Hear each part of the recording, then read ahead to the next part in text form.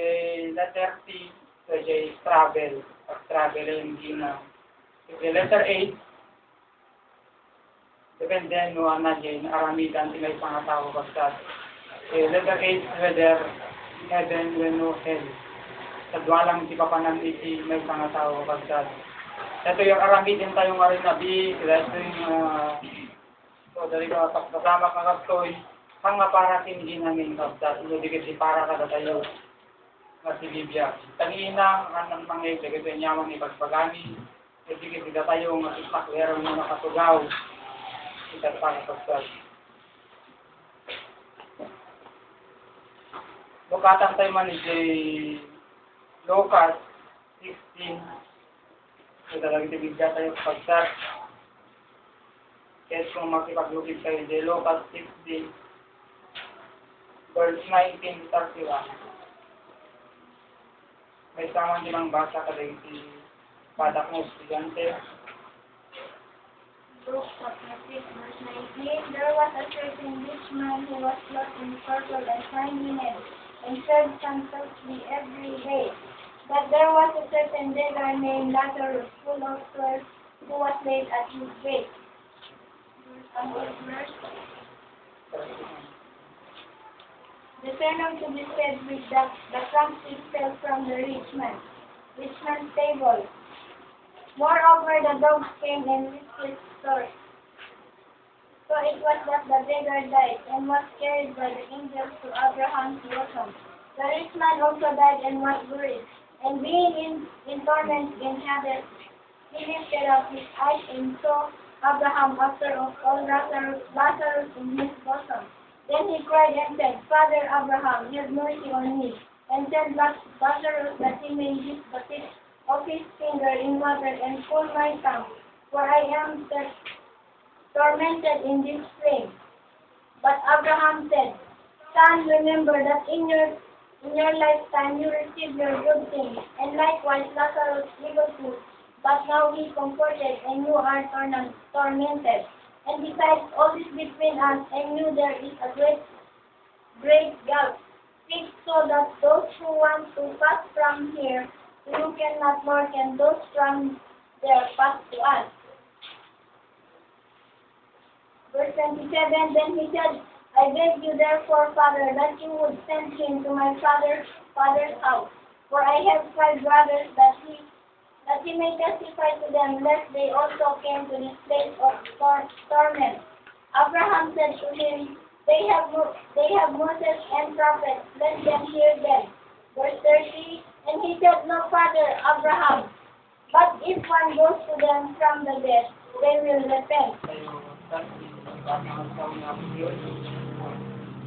Ito yung kakabsakit may tanga pangmari, dito may tanga napanglaw, okay. Tama na ba na? Now, kahit nga sa rin yung kakabsat na dahil ko yung tanga ka nagyag si tao, may tanga ka nagyag si tao, awan may siguro si tao nga napulos tarigagayan si bumak na. Sama amin tayo sa tarigagayan tayo kung amin si Martaan, si Pamikuang Ado. Hindi pagmadyan na nakabsat, namit gayam si pagmadyan na ginabak na. Kasi may isang arabak ng pasating marigatanin nga pagpakumbaba. At kung dagiti paparikutan na gaduma tinatang arabak na paparikutan na bagay sinuan niya ti pangigatuan na dadyang kwarta na ti pinadulong kwarta na. Kaya dito yung kapagsan makita tayo nga ato ti may isang magnagan ti Lazaro nga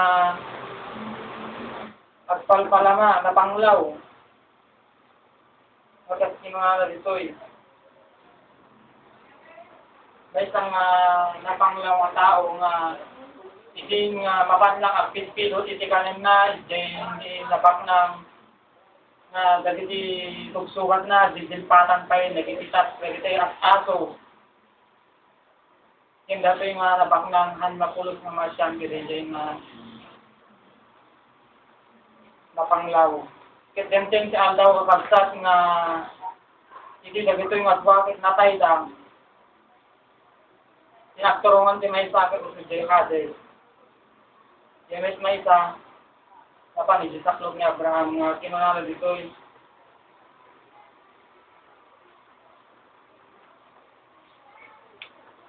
Sa verse 25 na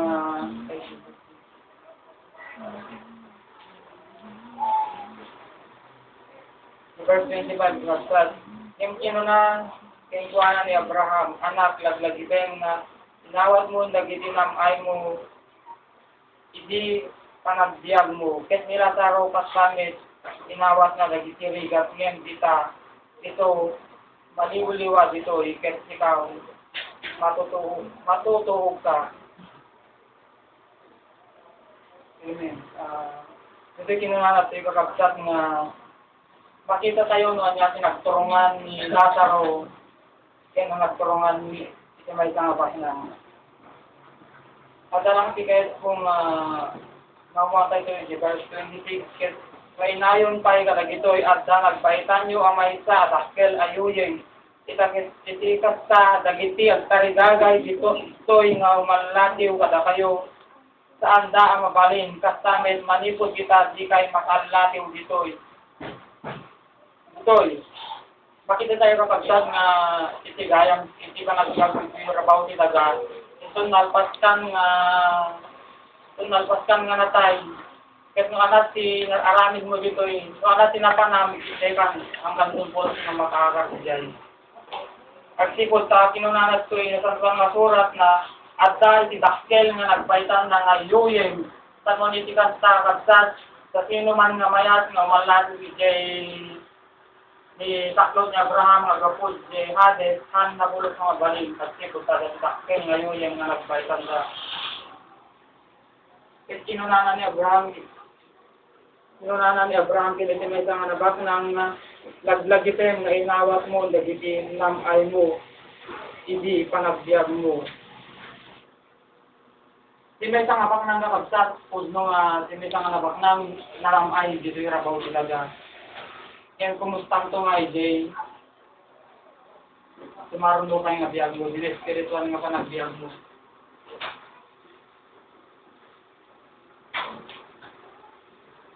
Kinuna Jay. 2 Corinthians 5:10 nga, datayon to ang amin ket sumako tayo to amin di paghukuman. Ito tayo aming kakabsat, kabayan ka dagiti nag-aramid tayo, may pasar ka dagiti nag-aramid tayo, noon niya si pagturungan tayo.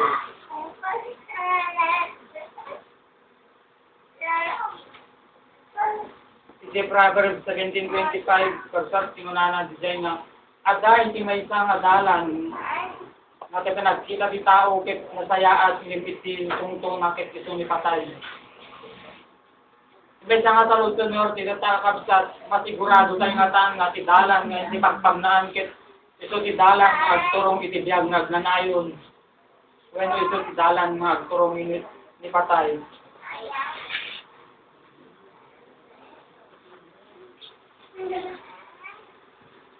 Ngayon kung mabasahin kada kayo kakabsat, iti nasansuang aturat na dito yung Revelation 20, verse 12.